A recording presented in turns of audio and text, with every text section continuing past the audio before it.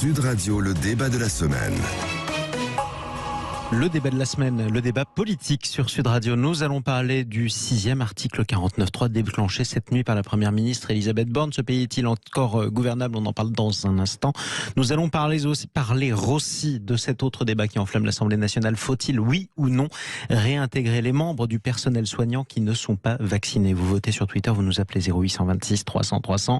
Et puis, ce énième rebondissement de l'affaire McKinsey, cette enquête qui a été ouverte par le parquet national financier sur le financement des campagnes de 2017 et de 2022 du président de la République Emmanuel Macron. Nous terminerons notre débat politique sur ce thème. Pour débattre de tout cela, nos trois invités. William T, bonjour à vous. Bonjour. Vous êtes président du think tank Le Millénaire. Nous sommes également en duplex sur Sud Radio avec Kevin Mauvieux. Bonjour à vous. Bonjour. Vous êtes député Rassemblement National du département de l'Eure et nous sommes avec Thomas Porte. Bonjour à vous. Bonjour. Vous êtes député France Insoumise de la Seine-Saint-Denis. Vous tous qui nous écoutez, vous souhaitez prendre la parole, témoigner, donner votre avis, réagir. 0826 300 300. L'antenne vous est évidemment ouverte et vous êtes tous les bienvenus. On est là pour débattre sur Sud Radio. Revenons d'abord sur l'information de cette nuit. Elisabeth Borne qui pour la 6e fois en quelques semaines déclenche une nouvelle fois l'article 49.3. Motion de censure immédiatement, presque mécaniquement, pavloviennement déposée par la France Insoumise. Thomas Porte, vous pensez vraiment qu'elle va passer ? Écoutez, nous, ce que nous avions dit, c'est qu'à chaque 49.3 du gouvernement, nous déposerons une motion de censure, parce qu'on ne peut pas banaliser le 49.3 comme si c'était un outil. Certes, il est prévu par les institutions, mais c'est quand même un outil qu'on considère antidémocratique. Et on reviendra sur ce qui s'est passé avec l'attitude du gouvernement sur la proposition de loi pour la réintégration des soignants non vaccinés, qui aussi montre combien le gouvernement ne respecte pas le Parlement. Donc oui, nous déposerons une motion de censure pour dire que c'est pas possible dans ce pays qu'en un mois, il y ait 6 49.3 qui soient utilisés à l'Assemblée nationale. C'est pas sérieux, c'est pas à la hauteur des enjeux. Et on avait entendu un président de la République au lendemain des élections législatives dire oui, j'ai entendu la voix des Français qui ont voulu une assemblée représentative, je suis prêt à faire des compromis, je suis prêt à discuter, je suis prêt à faire ci et ça. On se rend compte qu'en vérité, c'est le passage en force permanent. Donc oui, une motion de censure a déjà été déposée hier soir par notre présidente Mathilde Panot. Et elle sera débattue, je crois, lundi si mes informations sont bonnes. Sauf que feront les autres groupes d'opposition? Au premier chef, le groupe d'opposition le plus important de l'Assemblée nationale, c'est celui du Rassemblement national. Kevin Mauvieux, vous allez la voter cette motion de censure ou pas? C'est pas encore décidé parce que c'est tout frais. Hein. On réagit pas de façon froide à l'actualité. Nous, de notre côté, ce qu'on pense, c'est que la motion de censure, c'est un message fort envoyé au gouvernement, c'est un message fort d'opposition. Ouais. Mais quand on le répète autant de fois que le 49.3 dans cette situation-là, ça perd son effet. Vous le disiez, mon collègue le disait d'ailleurs. Le nombre de 49.3 qu'on peut voir depuis quelques semaines banalise le 49.3. C'est le 6e. Le 6e, voilà. Le risque, c'est que si on fait une motion de censure à chaque fois, on banalise la motion de censure qui perd de son sens et qui perd son intérêt. Donc, la décision n'est pas prise, voilà, pour l'instant. Après, je ne pense pas, à titre personnel, que ce soit intéressant de continuer à voter des motions de censure ou d'en faire à chaque 49.3 sur des textes qui ont déjà fait l'objet de 49.3 et déjà fait l'objet de motions de censure. Et c'est vrai que c'est une tendance à un côté un petit peu Uno contre Uno pour ceux qui connaissent ce jeu de cartes. William T, on ne s'attendait pas à avoir 6 fois le même article déclenché. On le rappelle, c'est ce qui permet au gouvernement d'engager sa responsabilité pour faire passer un texte plus rapidement. Oui, c'est 6 fois, mais c'est sur 2 textes précis. C'est sur le projet de loi de finances et le projet de loi de finances de sécurité sociale. Bon, monsieur le député de la France Insoumise dit que c'est un acte antidémocratique. Il faut rappeler que le gouvernement qu'il a le plus utilisé, c'est un gouvernement socialiste mené par Michel Rocard. Et à l'époque, Jean-Luc Mélenchon soutenait Michel Rocard. Donc forcément, à l'époque, c'était pas antidémocratique. Et on considère toujours que le 49.3 est antidémocratique lorsqu'en fait on est dans l'opposition et qu'on est la majorité, on dit que c'est un acte parfaitement régulier qui est dans le cadre des institutions de la 5e République. Je précise que tout cela nous ramène en 88 quand même. Ça fait un petit moment. En 88, mais bon, 88, il faut être constant sur les positions. C'est-à-dire qu'en 88, quand il était dans la majorité, il trouvait que c'était démocratique, et maintenant en 2022 il est dans l'opposition. Il ne va pas échapper que tout le monde peut évoluer. Donc ça c'est le premier point. Le deuxième point, c'est qu'il faut que le gouvernement avance, il faut que le pays ne soit pas bloqué. Et donc sur les projets de loi de finances et sur le projet de loi de finances de sécurité sociale, moi je pense qu'il faut permettre le 49.3 pour pouvoir avancer sereinement. Ensuite après, pourquoi est-ce que le gouvernement, moi je trouve, n'est pas courageux? C'est que quitte à utiliser le 49.3 et à perdre le bénéfice dans l'opinion d'avoir le 49.3, autant inclure la mesure d'âge sur la réforme des retraites au sein du projet de loi de finances de sécurité sécurité sociale pour aller jusqu'au bout, parce que de toute façon, il y aura 49.3. Et donc, s'il y a 49.3, il y a les oppositions coalisées de la France Insoumise et du Rassemblement national, autant aller jusqu'au bout, autant être réformateur, quitte à avoir les effets négatifs et faire passer la réforme des retraites comme ça, ce qui nous aurait évité un débat plus fort au semestre prochain avec des manifestations importantes. On a pu faire passer un projet de la réforme qui était très important pour le pays, qui aurait pu sauver le système de santé et le système de retraite. Avec ce système-là. Vous auriez voulu une réforme des retraites plus rapide et presque plus à la hussarde. Par amendement, report d'âge, par amendement au sein du projet de loi de finances de sécurité sociale. On sera bien sûr amené plus tard à débattre de la possible réforme des retraites puisque le président de la République y tient, donc cela reviendra. Revenons malgré tout sur, on va dire, cette comédie, et je le dis sans que ce soit péjoratif, puisqu'il y a quand même un jeu de rôle et il est bien normal que le gouvernement et la majorité et les oppositions soient chacune dans leur rôle. Pour quelles raisons le gouvernement ne parvient pas à obtenir une majorité à l'Assemblée nationale sur ces deux textes précis? Thomas Porte. Parce qu'il n'y a pas de compromis. Enfin, quand vous étudiez par exemple les amendements qui sont déposés par toutes les oppositions, et qu'après vous regardez lesquels sont retenus par le gouvernement, ceux des oppositions c'est entre 1, 2 voire 3%. Donc on voit bien que c'est pas sérieux. Et vous savez, j'entends l'argument de dire le pays serait bloqué, mais si il y avait, si le budget ou le PLFSS était retoqué, le gouvernement a le temps de représenter un nouveau texte. Oui. Donc le pays est pas à l'arrêt. Il y a des nouvelles discussions. Simplement, oui, c'est un outil de passage en force qui prouve que le gouvernement est minoritaire, parce qu'il y a des centaines d'amendements qui ont été déposés. Enfin, je parle quand même d'un amendement qui a été déposé par le MoDem. On reprend toujours cet exemple, mais c'est en vérité un des partis de la majorité. Un des partis de la majorité qui est venu déposer un amendement qui n'était pas ultra révolutionnaire, qui taxait les super dividendes. Pas de manière à tout prendre. Nous, on considérait que ça allait dans le bon sens. Et d'ailleurs, tout le monde l'a voté, y compris les Républicains. Et pourtant, derrière, le gouvernement l'a balayé. Parce qu'il y a aussi le fait de dire on prend un 49.3, puis après, ce qui a été voté, on prend ce qui nous intéresse, on laisse de côté le reste. Donc c'est pas sérieux. Et ce gouvernement-là, aujourd'hui, il n'a pas pris en compte les élections législatives et les résultats. Il considère qu'il est comme en 2017, où ils sont ultra majoritaires, ce qui n'est pas le cas. Et je le redis, ce qu'on a vécu à l'Assemblée, dans la nuit de jeudi à vendredi, avec le texte sur la non-réintégration des soignants qui ne sont pas vaccinés, montre combien ils n'acceptent pas la nouvelle situation. Eh bien, la transition est toute trouvée. On en parle dans quelques instants avec vous trois, William T, Thomas Porte et Kevin Mauvieux. Restez avec nous sur Sud Radio 0826 300 300. Faut-il les réintégrer, ces membres du personnel soignant qui ne sont pas vaccinés, qui sont suspendus depuis lors? Vous votez sur Twitter. Pour l'instant, vous répondez oui à plus de 90% d'entre vous, mais vous nous appelez aussi, quelle que soit d'ailleurs votre opinion. On est là aussi pour en débattre dans la plus grande sérénité possible. Ça se passe au 0826 300 300. À tout de suite. Sud Radio. Sud Radio. Parlons vrai. Parlons vrai. Sud Radio. Parlons vrai. J'aime le Cantal. Qu'est-ce que tu manges, maman? Je peux goûter? C'est du Cantal affiné 4 mois. Il est trop bon, ce fromage. C'est normal. Maintenant, il est affiné plus longtemps. Ça lui donne plus de goût. En fait, il a l'âge de raison. Tout comme toi. J'aime le Cantal. Pour votre santé, bougez plus. Nocibé. Chez Nocibé, pendant le Black Friday, c'est le moment de vous faire plaisir. Jusqu'à ce lundi, profitez de moins 30% sur tous les parfums, dont les coffrets parfums, dans votre magasin Nocibé. Nocibé. La beauté partagée. Voir conditions en magasin.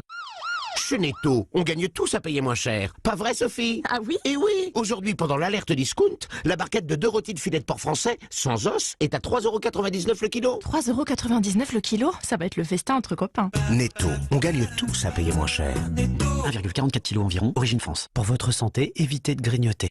Sud Radio Béziers. 102.6. Sud Radio. À tous ceux qui sont prêts à prendre la mer, à affronter les vagues, le visage fouetté par les embruns pour aller pêcher. Et à ceux qui ont aussi envie d'un bon poisson, mais qui préfèrent rester à terre parce que ça bouge beaucoup les vagues quand même. Pour vos repas du week-end, Intermarché propose les filets de merlu ou aiglefin ou julienne à 9,96€ le kilo, soit moins de 1,50€ la part. Et c'est seulement jusqu'à dimanche. Intermarché, tous unis contre la vie chère. La part de 150 grammes environ au rayon marée pêché en Atlantique Nord-Est selon approvisionnement. Modalité sur intermarché.com. L'info s'écoute, se vit et se lit sur sudradio.fr ou votre application Sud Radio.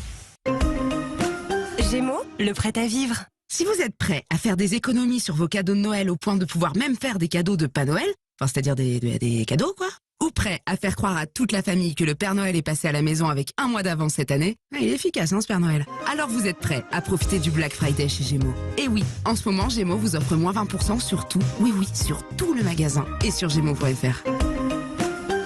Offre valable du 23 au 27 novembre. Conditions en magasin et sur Gémeaux.fr. Black Friday. Préparez les fêtes avec Pandora en profitant de moins 20% sur une sélection de bijoux jusqu'au 28 novembre. Pandora, pour toutes les histoires. Rendez-vous en boutique ou sur pandora.net. Intersport Motivation 11, boxez les prix. En ce moment, c'est le Black Friday et les prix sont éclatés. Jusqu'au 28 novembre, profitez de 30% de réduction sur les vêtements et chaussures avec la carte du programme de fidélité, la Team Intersport. Intersport, élu meilleur magasin de sport de l'année. Conditions services et magasins participants sur intersport.fr. Mais où peut-on trouver des endives à prix coûtant à seulement 1,79€ le sachet de 1 kg? Dans les magasins U, il y a des endives à prix coûtant et à seulement 1,79€ le sachet d'1 kilo. Je m'entraîne pour être le premier sur le coup, hein. Allez, 99 et... Retrouvez chaque semaine 4 fruits et légumes à prix coûtant. Du 24 au 26 novembre dans vos magasins U, les endives Origine France à prix coûtant sont à seulement 1,79€ le sachet de 1 kg. 1,79€. U, commerçant autrement. Catégorie 1, voire modalité et magasins participants sur magasin-u.com. Sud Radio, le débat de la semaine. Faut-il réintégrer les membres du personnel soignant qui ne sont pas vaccinés? C'est la question qu'on vous pose sur les réseaux sociaux de Sud Radio. Vous répondez massivement oui, à plus de 90% d'entre vous. On vous donne dans un instant, c'est promis, la parole au 0826 300 300. Je vous rappelle juste que nous débattons avec nos 3 invités. William T, président du think tank Le Millénaire, Kevin Mauvieux en duplex, qui est député Rassemblement National du département de l'Eure, et Thomas Porte, député insoumis de la Seine-Saint-Denis. 0826 300 300. Direction les Hauts-de-Seine, dans la ville de Suresnes, où on écoute Sud Radio sur le 99.9 FM. Emmanuel, bonjour. Oui, bonjour. Bienvenue. Bonjour Jean-Marie, bonjour. Soyez bienvenue sur Sud Radio. Est-ce que vous pensez qu'il faut les réintégrer, ces membres du personnel soignant? Non mais c'est l'évidence, écoutez, c'est l'humiliation, la persécution a assez duré, mais ça c'est d'autant plus absurde, si vous voulez, que récemment encore, il y avait une directrice de Pfizer qui avouait toute honte, en fait non, on n'a jamais testé le vaccin pour savoir s'il empêchait la contamination. Tout le monde, voyant cela, ayant compris d'ailleurs, au vu de ce qui se passait, que effectivement la vaccination n'empêchait en aucun cas la contamination, eh bien, pratiquement tous les pays d'Europe, alors il y en a encore évidemment qui s'accrochent. Les Allemands vont en fin décembre, début janvier, ils vont lever le truc. Les Italiens l'ont levé, l'Autriche, les Belges et les Anglais n'ont jamais imposé.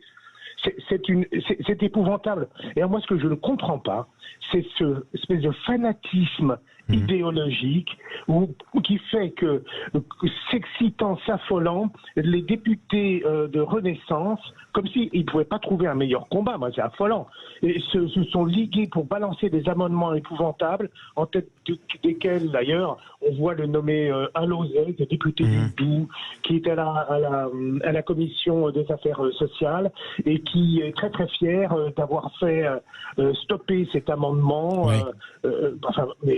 En tout cas, vous avez... C'est du humaniste. Il est humain. Je ne pense pas qu'il soit humain, hein, parce que si on est humain, il y a encore 10 jours, il y a une mère de 37 ans, soignante, qui s'est suicidée. Elle a 2 enfants de 7 et 2 ans, qui s'est suicidée désespérée parce que pas de RSA, pas de chômage, rien. Ça suffit, quoi. On imposerait. Quand on traite nos migrants 10 fois mieux que nos aides-soignants, c'est bien n'importe quoi. Bon, écoutez, en tout cas, le message est passé, Emmanuel. Merci de nous avoir appelés au 0826 300 300 depuis Suresnes. C'est un débat qui a déclenché énormément de passion. Vous l'entendez chez Emmanuel. On l'a entendu aussi à l'Assemblée nationale. Est-ce que vous comprenez, ce dissensus, William T? Oui, je comprends que ça passionne les gens parce qu'il y a au moins une minorité très active qui l'a toujours été sur la campagne sanitaire, qui s'est exprimé, qui a exprimé son hostilité contre le vaccin à l'époque et contre la vaccination implicitement obligatoire à tous les Français. Moi, je pense que sur la question de réintégration du personnel soignant, il faut être juste, et je pense que la France Insoumise et Rassemblement National seront d'accord avec moi. La France Insoumise défend l'égalité pour tous. Si on est pour l'égalité pour tous, ça veut dire que quand on impose une mesure obligatoire et donc une vaccination, il faut que tout le monde l'ait. Il ne faut pas qu'il y ait des personnes qui aient un régime différent, avec des personnes qui auraient le droit de ne pas se faire vacciner et des personnes qui auraient le droit droit qui seraient obligés de se faire vacciner. Et ensuite, du côté du Rassemblement national qui défend l'autorité, moi je pense que c'est important de montrer que les lois s'appliquent à tous et qu'il n'y aurait pas de dissension. Et par conséquent, lorsqu'on est pour l'autorité, on est pour que lorsqu'une mesure s'applique, et même ce qu'on est contre, on applique quand même la mesure. Et donc du coup, les personnels qui doivent réintégrer doivent se faire vacciner. Et je pense que c'est ça le plus important, parce que il y a des personnes qui vont dire oui, mais l'épidémie du Covid est en train de ralentir, il n'y a actuellement pas de risque. Oui, mais il y a des vaccins qui sont obligatoires, comme la diphtérie, qui provoque quasiment aucun mort à l'heure actuelle et qui est toujours un vaccin obligatoire. Et pourtant, on ne s'est pas interrogé sur le fait de retirer la vaccination obligatoire sur la diphtérie. Et donc je pense que c'est ça qui est essentiel lorsqu'on veut faire appliquer les lois pour tous. Actuellement, je pense que personne d'entre nous n'est fan de payer des impôts. Et pourtant, on le fait quand même parce que c'est une mesure dite obligatoire. Et donc, lorsque on s'impose des règles communes, on s'y astreint. Et je pense qu'il en va de même pour les soignants. Thomas Porte. Écoutez, déjà, on n'a pas été contre la vaccination, c'est faux de dire ça. On a appelé à plusieurs reprises les gens à se faire vacciner. Simplement, aujourd'hui, on a des situations où on laisse des gens qui sont suspendus pour combien de temps ? Jusqu'à où ? C'est ce qu'on a dit au gouvernement. Si vous voulez les licencier, dites-le clairement. Parce que là, ils sont suspendus, ils peuvent pas revenir au travail, ils sont dans une situation d'entre-deux. Ouais. Puis, je vais le dire, aujourd'hui, ce qui s'est passé à l'Assemblée, je veux insister là-dessus, parce que ce débat-là, il a montré combien il y avait un mépris dans ce pays du gouvernement pour des millions de gens, parce qu'il y avait les 7 groupes d'opposition qui étaient dans l'Assemblée prêts à voter cette loi jeudi pour la réintégration des soignants non vaccinés. Donc il y a une majorité de gens qui sont favorables à ça. Et aujourd'hui, moi quand j'entends Olivier Véran qui vient nous faire la leçon, qui nous parle de responsabilité dans l'hémicycle, le même qui a envoyé des soignants en première ligne sans masque, on se souvient qu'ils étaient obligés d'utiliser des sacs poubelles pour se protéger, qui vient nous faire des leçons de responsabilité, qui a demandé à des soignants qui étaient vaccinés avec le Covid de revenir travailler et nous expliquer que les soignants non vaccinés ne peuvent pas revenir, c'est pas sérieux. Puis moi je veux adresser quand même un mot de soutien à mes camarades députés d'outre-mer qui ont fait pour la plupart 8, 10, 12 000 kilomètres pour venir porter ce projet de loi, parce que quand il y avait un état sanitaire et une crise sanitaire catastrophique, notamment en Guadeloupe, il n'y avait pas d'oxygène, on envoyait des GIGN. Et aujourd'hui, il faut réintégrer ces soignants-là. D'ailleurs, je vois que l'Allemagne avait mis une loi pour ne pas les réintégrer. Je finis là-dessus. Cette loi va se terminer à la fin de l'année et les soignants non vaccinés vont pouvoir reprendre le travail en Allemagne. Alors, précision d'ailleurs, c'est particulièrement important ce débat pour la Guadeloupe, puisque la proportion des membres du personnel soignant qui ne sont pas vaccinés est beaucoup plus importante dans les Antilles en particulier. Ça ne vient pas de nulle part, parce qu'il y a aussi l'histoire avec le scandale de la chlordécone, des gens qui ont été empoisonnés, qui ont été trompés. Sciemment ou pas d'ailleurs, il y a une défiance vis-à-vis de ça. Et aujourd'hui, il faut réintégrer ces gens-là. Moi, on a reçu tous des centaines de témoignages de gens qui veulent reprendre le travail. Il y a une question de dignité. Le gouvernement nous parle de pourcentage, nous on parle d'être humain. Kevin Mauvieux.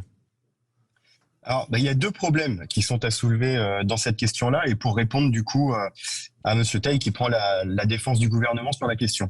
Le premier problème qui est à soulever, c'est un problème de santé. Il faut repartir aux origines de cette obligation vaccinale. À l'origine, où on a demandé à tous les soignants d'être vaccinés pour travailler, on pensait, nous, on se posait des questions. Mais le gouvernement criait partout qu'avec le vaccin, on ne transmettait plus le virus une fois qu'on était vacciné. Ce qui est faux. Le monsieur qu'on a eu au téléphone, j'ai plus son nom, je suis désolé. Le monsieur qu'on a eu au téléphone à l'antenne l'a rappelé il y a quelques semaines. Les dirigeants de Emmanuel, voilà. Les personnes qui dirigent Pfizer ont reconnu elles-mêmes que aucun test n'a été fait sur la transmission du virus suite à la vaccination.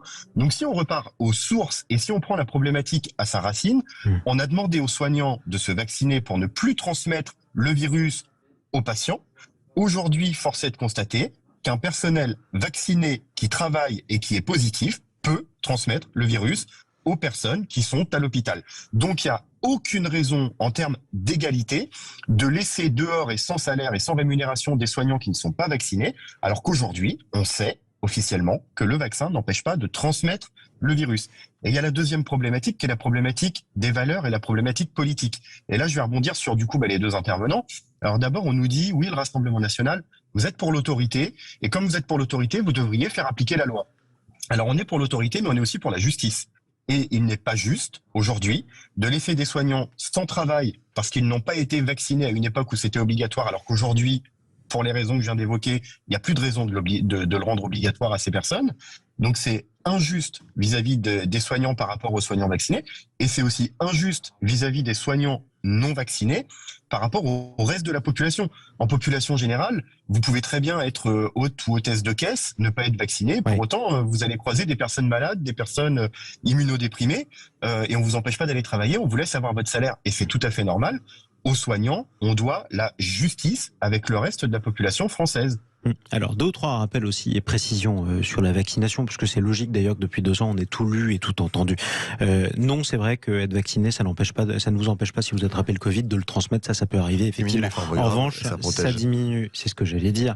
D'une part, ça réduit drastiquement le nombre de formes graves. C'est très important de le dire, parce que on se souvient quand même que lors de la première vague, on a eu au mais moins ça, c'est un autre problème. 30 000 morts. Oui, non, je sais, mais je le reprécisais aussi pour le contexte.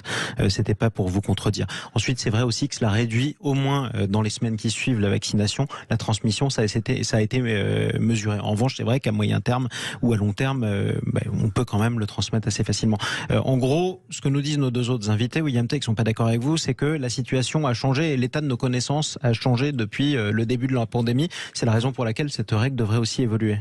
Oui, mais si par cas on change la règle à ce moment-là, c'est-à-dire, imaginons qu'il y ait une nouvelle épidémie ou qu'il y a un nouveau variant sur le Covid.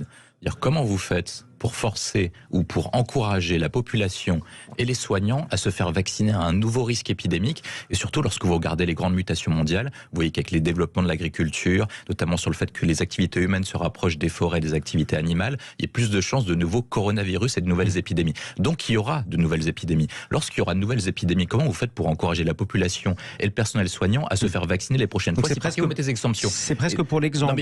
Il faut prévoir. Et gouverner, c'est prévoir, comme le disait le cardinal. Mais vous savez, avec des si, on met William Tay.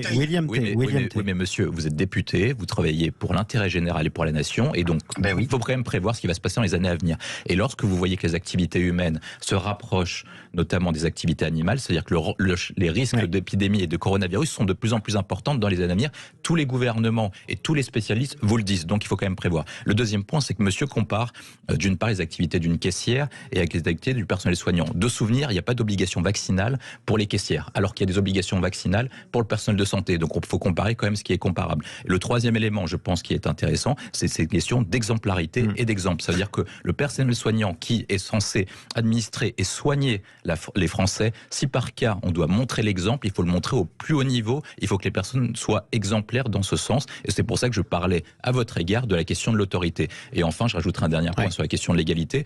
Vous dites que c'est une question de justice dans la mesure où il y aura une situation différente. Non, parce que je pense qu'une grande partie du personnel soignant ne voulait pas se faire vacciner. C'était au départ, les personnels soignants étaient très hostiles. Par contre, il y a des personnes qui ont fait l'effort, et comme une très grande majorité d'entre eux font un effort, il faut récompenser ceux qui font d'efforts, la majorité qui se soustraignent aux règles, plutôt que les minorités qui essayent d'agir pour leur liberté individuelle, plutôt que dans le cadre de l'intérêt général. Et je le rappelle d'ailleurs, 0826 300 300. Vous êtes peut-être médecin, ou alors infirmier. Vous nous appelez pour intervenir dans ce débat. Faut-il, oui ou non, réintégrer les membres du personnel soignant non vaccinés? Le vaccin par principe aussi pour les prochaines épidémies, ce que nous dit William Tay, Thomas Porte. Non, mais là, on va plus loin que le débat sur la réintégration ou pas. C'est un débat de société. Effectivement, on a les activités humaines qui se rapprochent des activités animales, mais c'est pour ça que nous, sur les propositions qu'on porte avec Jean-Luc Mélenchon, de la planification écologique et de rupture avec le modèle capitaliste qui aujourd'hui encourage ce genre d'épidémie, parce qu'il y avait des médecins qui avaient alerté déjà très en amont du Covid pour dire il y aurait des épidémies si on continue à avoir ce modèle de société-là qui est de plus en plus sur la consommation, sur le court terme, qui détruit les écosystèmes. Donc il faut réfléchir à ça. Mais véritablement, moi je le dis, il faut les réintégrer, parce qu'il y a aussi une question dans ce pays où on n'a plus de soignants. On a un système hospitalier qui est absolument à la dérive, et un élément qui est pas souvent évoqué dans le débat et qu'il faut quand même mettre sur la place. Je rappelle qu'au début, quand on a fait vacciner les soignants, c'était avec AstraZeneca, qui quelques temps après a été retiré parce qu'on s'est aperçu sur certaines catégories de la population, en tout cas d'âge, qu'il y avait quelques soucis. Donc tout ça a alimenté aussi un sentiment d'inquiétude, parce qu'il faut quand même aussi le dire, la très grande majorité des soignants sont vaccinés. Maintenant, on arrive dans une période qui n'est plus celle qui était pendant le Covid, de manière très claire. Oui, le vaccin protège, oui, le vaccin permet de limiter la transmission dans les semaines après. Mais moi, j'écoutais le chef d'un service hospitalier ce matin qui disait qu'il y avait un certain nombre de soignants qui n'avaient pas eu leur dose de rappel. Donc en fait, qui étaient quasiment dans la même situation que celles et ceux qui aujourd'hui ne sont pas vaccinés. Et oui, il y a peut-être beaucoup de soignants qui sont vaccinés, mais quand vous avez 7 groupes d'opposition qui représentent des millions de voix, c'est la volonté populaire majoritaire de ce pays. pour accepter la réintégration des soignants. C'est ça qui s'est joué à l'Assemblée. Et je le redis, le mépris du gouvernement, notamment d'Olivier Véran, est absolument inacceptable. Témoignage tout de suite sur Sud Radio. Frédéric nous appelle de Bergerac, dans la Dordogne. Bonjour à vous, Frédéric. Oui, bonjour à Bienvenue tous. au 0826 300 Merci 300. de me recevoir. Voilà, moi je voulais juste j'avais entendu dire à un monsieur dans l'émission qui prenait comme argument que, alors moi j'ai ma fille qui donc elle est pas même plus suspendue, elle a carrément démissionné, elle était infirmière. Et bon, ça nous a créé une situation problématique. Évidemment. Mais bon, c'est comme ça. Par contre, Elle a démissionné parce qu'elle voulait pas se faire vacciner, si je comprends bien. Voilà. Alors quand on me parle qu'il y a des lois comme quoi les soignants ont des vaccins obligatoires, évidemment, elle a accepté tous les vaccins qu'on lui a fait. Ce sont des vaccins d'ailleurs que la population fait couramment. La différence, c'est que la diphtérie dont parlait monsieur, je crois que la durée d'étude, qui a été la durée d'étude la plus courte des vaccins, est de 7 ans. Voilà. Donc c'est-à-dire, alors que là, on est encore sur des phases expérimentales. Comme monsieur vient de rappeler également que l'AstraZeneca qui avait été conseillé au départ n'y est plus, donc alors qu'il était assuré par M. Castex que c'était un très bon, là où d'autres pays commencent à énoncer. Alors Maintenant, ce que je demande, c'est que la CADA qui a dit qu'il n'y avait pas de chiffres de statistiques concernant les bienfaits du vaccin au niveau des hospitalisations, la CADA, on a demandé des chiffres. Il y a eu une enquête, c'est passé chez votre collègue M. Berkoff. Alors la CADA dit qu'il n'y a pas eu de chiffres qui peuvent renforcer les données comme quoi ça fonctionne. Alors que on a appuyé la vaccination sur des données soi-disant existantes. Alors elles sont où ces données? Il va falloir quand même que le débat s'éclaircisse un petit peu parce qu'on nous a caché des choses. Moi je veux voir les données. La CADA ne veut pas les extraire. Donc il y a des questions à se poser. Donc, en tout cas, pour en revenir je veux dire, on n'a aucune raison. Moi, si demain vous n'avez pas confiance. Si je vous comprends bien, en tout cas, ce que vous nous dites, Frédéric, vous n'avez pas confiance. Votre fille, elle n'avait pas confiance. J'ai une question juste factuelle parce que on avance en plus. Frédéric, elle fait quoi maintenant, votre fille, du coup? De toute façon, elle a eu un bébé, donc de toute façon. Bon, félicitations. Quand même, ça s'est bien terminé cette histoire. Voilà. C'est déjà ça. J'espère que tout le monde va bien dans la famille. Oui, tout à fait. Bon, c'est l'essentiel. Nous, on est une famille où il n'y a pas une personne qui est vaccinée de toute façon. Mais écoutez, si vous êtes en bonne santé, vous avez. Et on est en très bonne santé. C'est déjà ça, et je vous en félicite. Au moins, je vous félicite d'être en bonne santé, parce que c'est déjà ça, et tout le monde n'a pas eu cette chance pendant ces 2 ans de pandémie. C'est important de le rappeler. En tout cas, merci de nous avoir appelés au 0826 300 300 depuis Bergerac dans la Dordogne, Frédéric, et vous prenez soin, évidemment, je l'espère, de votre famille. Vous êtes nombreux à nous avoir appelés. C'est un débat qui passionne. On rappelle 2 ou 3 choses. Oui, vous parliez de l'AstraZeneca.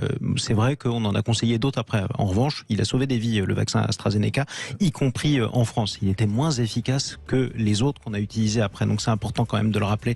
Il faut aussi se souvenir d'où on vient. C'était au mois de mars 2020. On a eu 30 000 morts en quelques semaines quand même. Et ça, c'était assez spectaculaire. Heureusement qu'on a fini par l'avoir, ce vaccin, quoi qu'il arrive. Quoi qu'il en soit, à l'Assemblée nationale, ce débat reviendra évidemment, en politique aussi, et sur Sud Radio, on en reparlera de la réintégration du personnel soignant. Dans un instant, nous allons parler d'un autre aspect sur Sud Radio, c'est l'affaire McKinsey. Un nouveau rebondissement, cette enquête ouverte par le parquet national financier sur le financement de campagne électorale d'Emmanuel Macron en 2017 et en 2022. À tout de suite sur Sud Radio. Sud Radio. Sud Radio. Parlons vrai. Parlons vrai. Sud Radio. Parlons vrai. Mais peut-on collectionner des autocollants Harry Potter en faisant ses courses? Oh, j'adore les Harry Potter. C'est lequel votre préféré? C'est une question piège? Ah, non. Ah bah c'est facile, je les aime tous. Alors la magie vous attend dans votre magasin U et sur courseu.com du 8 novembre au 17 décembre pour collectionner jusqu'à 90 autocollants Harry Potter. Et pour 1,99 €, collez-les tous dans l'album Collector Harry Potter. U, commerçant autrement. Offre avec obligation d'achat par tranche de 25 € d'achat et ou l'achat d'un produit partenaire jusqu'au 17 décembre inclus. Hors gaz, carburant, livre, service et carte cadeau. Modalité sur magasin-u.com. Pourquoi parler de mon entreprise sur Sud Radio? D'abord, j'ai choisi de communiquer sur Sud Radio, tout simplement parce qu'elle fait partie de mon quotidien, et celui de centaines de milliers de personnes aussi. Ça m'a paru évident. Frappez un grand coup. Communiquez sur votre marque, votre activité, vos produits, vos événements. Augmentez votre notoriété et développons ensemble votre capital sympathie. Contact régie@sudradio.fr et sur le site de Sud Radio. Pour soutenir de belles actions, qui est bien fera toujours plus pour les familles. Pour la 3e année consécutive, Kiabi remplace le Black Friday par le Good Friday. 3 jours d'engagement et de solidarité pour financer, grâce à votre soutien, 200 000 repas au profit d'une association d'aide alimentaire. Pour remplacer les promotions par une belle action. Kiabi, la mode à petit prix. Good Friday, le vendredi solidaire. Jusqu'au 27 novembre. Conditions kiabi.com. Sud Radio Béziers. 104.7. Sud Radio. Intersport Motivation 11, boxez les prix. Pendant 15 jours, c'est le Black Friday. Et les prix sont éclatés. Jusqu'au 28 novembre, les chaussures de running ASICS Gel Glorify sont à 99,99 € au lieu de 179,99 €, soit 80 € de remise. Intersport, élu meilleur magasin de sport de l'année. Conditions sur intersport.fr. Profitez à fond de Noël avec Action. Chez Action, vous trouverez tout pour un Noël magique au prix les plus bas. Comme une guirlande de Noël LED 20 lampes pour seulement 99 centimes. Ou bien des piles Panasonic 60 pièces à 9,95 €. Quel petit prix! Alors allez-y. Action, petit prix, grand sourire. Mais où peut-on trouver des endives à prix coûtant à seulement 1,79 € le sachet de 1 kg? Dans les magasins U, il y a des endives à prix coûtant et à seulement 1,79 € le sachet d'1 kilo. Je m'entraîne pour être le premier sur le coup, hein. Allez, 99 et... Retrouvez chaque semaine 4 fruits et légumes à prix coûtant. Du 24 au 26 novembre dans vos magasins U, les endives Origine France à prix coûtant sont à seulement 1,79 € le sachet de 1 kg. 1,79 €. U, commerçant autrement. Catégorie 1, voire modalité et magasin participant sur magasin-u.com. À Noël avec Jouet Club, vous allez adorer jouer. Du 25 au 26 novembre, les poupées Jade, Poppy et Sony Rainbow Hide vacances d'hiver sont à 29,99 € pièce au lieu de 49,99 €. Ça va en faire des grands yeux émerveillés quand Théo invitera Amandine, Djibril, Kim, Clara. Rendez-vous vite dans votre magasin ou votre drive Jouet Club. Jouet Club, la meilleure façon de jouer, c'est... Produit signalé dans les magasins participant à l'opération, offre limitée à 2000 pièces, conditions sur jouetclub.fr. Sud Radio, le débat de la semaine. Le débat de la semaine avec nos 3 invités. William T, président du think tank Le Millénaire. Kevin Mauvieux, député Rassemblement National du département de l'Eure en duplex sur Sud Radio. Et Thomas Porte, député France Insoumise NUPES de la Seine-Saint-Denis. 3e débat de la semaine. L'une des informations les plus fracassantes révélées d'ailleurs cette semaine par nos confrères du journal Le Parisien aujourd'hui en France. Une enquête ouverte par le parquet national financier sur le financement de la campagne présidentielle d'Emmanuel Macron en 2017 et en 2022. C'est un énième rebondissement de ce qu'on a appelé l'affaire McKinsey, cette affaire autour des cabinets de conseil. Je précise juste que c'est une enquête qui est ouverte à ce stade. Il n'y a pas de mise en examen dans ce dossier très précis. On verra bien ce qu'il en adviendra. On verra aussi ce qui se passera. Je précise aussi que le président de la République hier a affirmé que pour lui c'était une bonne nouvelle que la justice puisse faire son travail et qu'en quelque sorte il se réjouissait de l'ouverture de cette enquête. Malgré tout, ça fait pour le moins mauvais genre. William T. Je pense qu'il y a 2 scandales et il y en a même un 3e, mais c'est le scandale sur le scandale. Le premier scandale, c'est que c'est une question de proportionnalité et d'équité de traitement. C'est-à-dire que le parquet national financier, lors de la campagne présidentielle de 2017 et de 2022, s'était pas gêné, notamment à ouvrir des instructions sur différentes personnalités politiques et qui avaient notamment bousculé l'élection présidentielle de 2017 sur François Fillon. N'avaient pas hésité, les juges également n'avaient pas hésité à ouvrir des enquêtes sur Jean-Luc Mélenchon et Marine Le Pen. Et donc, comme on a eu le scandale de McKinsey qui était ouvert avant l'élection présidentielle, la question d'équité de traitement aurait voulu qu'ils ouvrent une enquête pendant l'élection présidentielle. Soit on acte qu'il n'y a pas d'enquête pendant l'élection présidentielle, soit à ce moment-là, on le fait après, ou sinon, tout le monde est traité de la même façon. Et donc, comme les articles étaient sortis avant l'élection présidentielle, le PNF aurait dû écouter sur sa jurisprudence de mettre des enquêtes pendant l'élection présidentielle avant l'élection présidentielle pour que les Français soient au courant. Le deuxième point, c'est la question de l'utilisation de l'argent public. Mais je pense qu'en fait, après j'ouvrirai sur un autre point, c'est qu'en fait, les campagnes présidentielles actuellement sont très difficiles à financer et en fait, c'est une grande hypocrisie cette affaire. C'est-à-dire que, en fait, tout le monde le sait, en fait, implicitement. C'est-à-dire que chacun fait des promesses, en fait, électorales pour s'adresser à sa propre clientèle, pour s'assurer des soutiens et en fait, on rembourse cette clientèle électorale en promettant tel type de politique publique, tel type de soutien ou tel type de retour. Implicitement, tout le monde le fait. Tous les différents partis sont différents concernés par ça. Moi, je pense qu'il faudrait lever l'hypocrisie et en fait ouvrir un autre débat sur la question du financement de campagne électorale pour arriver sur un modèle plus américain que le modèle français, parce que le modèle français, en fait, a le pire des modèles. C'est-à-dire qu'en fait, on a des dépenses qui sont soit à côté, soit en dehors des comptes de campagne, etc. Alors qu'en fait, il faudrait assumer, quitte à dire la vérité aux Français, voilà, on a besoin de dépenser tel type d'argent, ça ferait tourner l'économie du pays et on irait dans ce sens-là. Après, moi, je vois un troisième point, c'est le fait qu'un président de la République utilise des sociétés dites étrangères pour faire sa campagne. Et donc ça pose la question, notamment d'Emmanuel Macron, sur ce fait de ses liens de dépendance avec des sociétés étrangères et des pays étrangers. En tout cas, on verra justement jusqu'où avancera l'enquête. Pour répondre aussi à une question que vous pourriez vous poser, vous qui nous écoutez sur Sud Radio, on a invité les représentants de la majorité à intervenir dans ce débat. Il se trouve qu'ils n'ont trouvé personne pour venir sur l'ensemble de cette émission. Peut-être était-ce dû à ce choix d'actualité ou pas. En tout cas, il fallait que ce fût dit. Kevin Mauvieux. Là, j'ai envie de dire allô. Oui, vous êtes en direct sur Sud Radio et vous êtes toujours en ligne avec nous, donc oui. Vous inquiétez pas. La liaison passe toujours. Ah non, c'est juste que je n'entendais pas le député macroniste prendre la défense. Il n'y a pas de député macroniste autour de la table précisément, justement. C'est ce que j'étais en train de vous dire. Je sais bien, mais justement, je voulais le faire remonter. Parce que dans notre débat, c'est important d'avoir la visibilité parce que pour l'instant, on n'a que la voix d'Emmanuel Macron qui se réjouit, soi-disant, de l'ouverture de cette enquête. Mais par contre, il n'y a aucun de ces soldats qui est capable de venir nous expliquer que tout va bien, que c'est une enquête qui n'aboutira pas, ou que c'est une enquête qui aboutira à dire que Emmanuel Macron finance correctement ses campagnes et qu'il n'y a aucun problème. Et ça interpelle quand même, parce que le fait qu'aucun des soldats d'Emmanuel Macron ne vienne le défendre, ça veut dire qu'il y a deux possibilités derrière.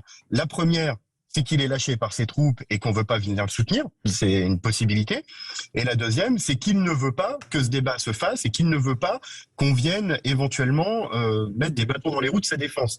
Moi, je pense que ça pose un vrai problème. On a, depuis le début, notamment de ce deuxième mandat, mais bien avant, on a des suspicions de conflits d'intérêts. On a vu Éric Dupond-Moretti, on voit la suspicion colère. Depuis qu'Emmanuel Macron est au pouvoir, autour de lui gravitent beaucoup de suspicions de conflits d'intérêts, parfois des confirmations. Il y a beaucoup d'enquêtes qui s'ouvrent. Et comme le disait d'ailleurs notre intervenant sur le plateau, la problématique, c'est qu'il y a un différentiel de traitement. On ne parle pas de ces enquêtes tant que les élections ne sont pas passées. Ça, c'est ce que disait William T. Vous êtes plutôt d'accord, en tout cas sur cet aspect-là, à cause du manque de réaction. J'aimerais qu'on vous propose. C'est un constat et ça pose question. J'aimerais qu'on donne le mot de la fin à notre autre invité, comme on arrive au terme de ce débat, Thomas Porte. Écoutez, ça pose la question d'Emmanuel Macron, des lobbies et de l'argent. Je comprends que la majorité est gênée aux entournures parce que ce débat-là, on l'a depuis des années. Ça remet la question, on a eu l'enquête quand même, ce qui est fait sur Uber et les liens entre Emmanuel Macron, ministre de l'économie, et cette société américaine championne de l'évasion fiscale. Donc c'est pas un gouvernement d'intérêt général. Emmanuel Macron est le porte-parole des lobbies. On verra ce que va révéler cette enquête, mais moi je suis surpris effectivement s'il y avait des faits déjà avant la campagne présidentielle, que ce n'ait pas été évoqué dans le débat public. Maintenant, il y a déjà dans les éléments du Parisien des liens qui posent question, c'est-à-dire des gens des cabinets de McKinsey qui ont été travaillés après chez Emmanuel Macron, qui ont aidé à la campagne présidentielle. Donc ça fait partie des questions auxquelles l'enquête et puis moi je veux juste donner un élément pour donner comment fonctionne ce gouvernement. Regardons les derniers recasages ces dernières semaines débattus aux législatives et des amis du président de la République qui ont trouvé des portefeuilles dorés pendant que ce président-là s'attaquait aux droits des chômeurs. Et on réinvitera la majorité pour qu'elle réponde à tout ce qu'on vient de dire. Merci à tous les trois d'être intervenus sur Sud Radio.